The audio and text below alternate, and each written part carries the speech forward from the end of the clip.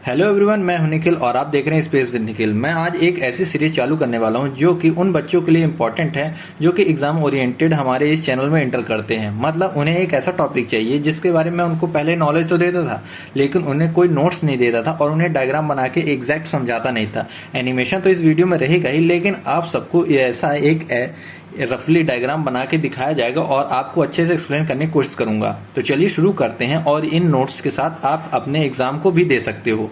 तो दोस्तों, आप बिल्कुल निश्चिंत रहो, आपको इस वीडियो को देखने के बाद आपको कंफर्म होगा कि मेरे से ये टॉपिक आता है। तो चलिए शुरू करते हैं आज के पहले टॉपिक से, जिसका नाम है फोटो इलेक्ट्रिक इफेक्ट। तो सबसे पहले इसका क्लू मिलता है हमें 1888 के अराउंड हॉलविच नाम के एक वैज्ञानिक ने, जिन्होंने एक्सपेरिमेंट करके ये पता लगाया था कि आखिरकार कैसे अल्ट्रावायलेट रेज को जब हम किसी भी मेटल सरफेस पे छोड़ते हैं तो वो कैसे रिएक्ट करता है और उससे कैसे इलेक्ट्रॉन एमिट होता है। तो इसमें एक डायग्राम आप देख रहे हो, इसमें ये मेटल सरफेस है, ठीक है। ये जिंक की मेटल सरफेस होंगी जिसमें M1 M2 नाम का मैंने एक दो मेटल प्लेट्स बनाई है और इधर बैटरी है, ठीक है। तो आप सबने इस बैटरी को देखा और यहाँ एक स्विच है। अगर जो मैं इस एक स्विच को ऑन कर दूं तब भी कुछ नहीं होता, लेकिन अगर मैंने अल्ट्रावायलेट रेज इसमें मारी है तो इसमें स्पार्क बनेगा, जैसे यहाँ चिंगारियाँ उठेंगी इसके सरफेस पे। इसका मतलब ये कि इससे अल्ट्रावायलेट रेज को इसमें शो करने पे इसमें एक ऐसा स्पार्क उठ रहा है, मतलब इसके इलेक्ट्रॉन का एमिशन हो रहा है बहुत ज़्यादा लार्ज अमाउंट में, कि हम इसको विजुअली देख सकते हैं। लेकिन हॉलविच ये एक्सप्लेन नहीं कर पा रहे थे कि आखिरकार मेटल प्लेट्स के अंदर क्या हो रहा था कि ये दोनों इन स्पार्क छोड़ रहे थे। तो दोस्तों, आप सबको इसके अंदर को जानने के लिए आए फिर एल्बर्ट आइंस्टाइन। मतलब इन्होंने क्वांटम थ्योरी का यूज़ करके, जो कि प्लैंक्स क्वांटम थ्योरी थी, उसका यूज़ किया है एल्बर्ट आइंस्टाइन ने, और ये बताया कि आखिरकार इसके अंदर क्या हो रहा था। तो चलिए थोड़ा एक डायग्राम की मदद से आपको समझाने की कोशिश करता हूँ। आपकी स्क्रीन पर भी आ रहा होगा और मैं आपको बना के भी दिखाता हूँ। मान लीजिए कि ये मेटल सरफेस प्लेट है, यहाँ एक मेटल सरफेस है, ठीक है। इसको हमने M1 नाम दे दिया है और यहाँ हमने एक सोर्स रखा है, लाइट है, ठीक है। इससे रेज निकलती हैं और मेटल सरफेस पर पड़ती हैं। इसके अंदर पैकेट है फोटॉन्स की पैकेट हैं, जिनको एनर्जी के पैकेट्स को हम फोटोन कहते हैं। इस पे आपको कोई डाउट नहीं होना चाहिए क्योंकि बहुत बेसिक सा कॉन्सेप्ट है, तो मैं आपको बता दे रहा हूँ। जब इस पे ये फोटॉन्स गिरते हैं तो इसके अंदर एक, सपोज कीजिए एक एटम के अंदर ये न्यूक्लियाई हो गया और इसके चारों तरफ रिवॉल्व करता हुआ इलेक्ट्रॉन 1, इसमें जब फोटॉन्स पड़ते हैं तो ये एक्टिव हो जाते हैं, मतलब ये इनको एक्साइट हो जाते हैं। इमेजिन करने के लिए, आप जब खाना ज़्यादा खा लेते हो तो इसमें आप ज़्यादा एनर्जेटिक महसूस करते हो और आपके काम करने की ताकत ज़्यादा हो जाती है, तो आप इधर से उधर घूमने लगते हो। लेकिन सेम फिनोमिना यहाँ भी हो रहा था, लेकिन इसमें यह होता है कि इलेक्ट्रॉन अपनी ऑर्बिट छोड़ के चल देता है। मानिए यहाँ कि इलेक्ट्रॉन पहले ऑर्बिट 1 में था, इलेक्ट्रॉन ऑर्बिट 1 छोड़ के इलेक्ट्रॉन ऑर्बिट 2 में चला गया यहाँ पे, और धीरे धीरे अपनी ये थ्रेशोल्ड एनर्जी क्रॉस कर जाएगा और इसको एटम को ही छोड़कर चल देगा और आउटर स्पेस में घूमता रहेगा दूसरे एटम की तलाश में। इस डायग्राम से आपको आई होप समझ में आ गया होगा बेसिक कॉन्सेप्ट। अब चलते हैं कि आखिरकार एल्बर्ट आइंस्टाइन के अकॉर्डिंग क्या कहा गया था, जो कि आप एग्जाम पे लिखोगे। जैसा मैंने आपको हिंदी में समझाया था वैसा ही पूरा टोटल इसमें इंग्लिश में लिखा हुआ है।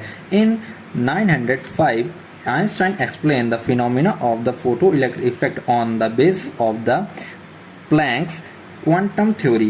मतलब जो प्लैंक सर की क्वांटम थ्योरी थी उसके ऊपर इन्होंने बेस ये पूरा फिनोमिना एक्सप्लेन किया था।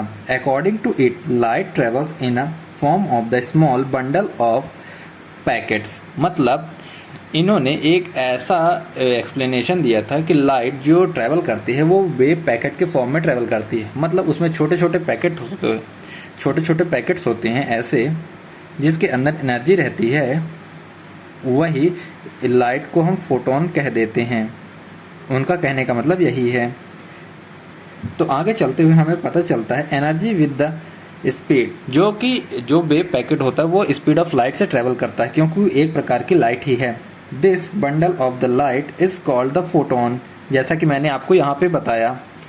The energy of each photon is H mu, मतलब जो एनर्जी है हर एक फोटोन की एच म्यू है, और उसको हम आगे एक्सपांड कर सकते हैं ऐसे। म्यू की वैल्यू यहाँ हो जाती है speed of light upon lambda, जो फ्रीक्वेंसी होती है हमारे वेवलेंथ की।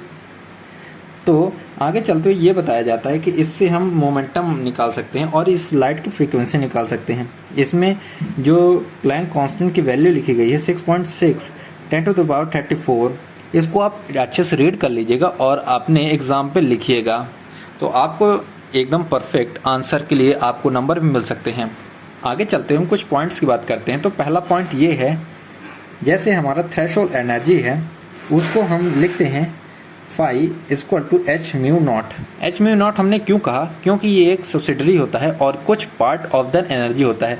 टोटल एनर्जी एच म्यू होती है, जिसको हम यहाँ पे शो करते हैं, आप देख सकते हो। लेकिन उसमें एक और पार्ट जुड़ा हुआ है जिसको हम काइनेटिक एनर्जी से कहते हैं। जैसे कोई फोटोन किसी इलेक्ट्रॉन से टकराया जब, तो वो एक्साइट होने के बाद वो एनर्जी का थ्रेशोल्ड होता है जब वो अपने एटम को छोड़ देता है,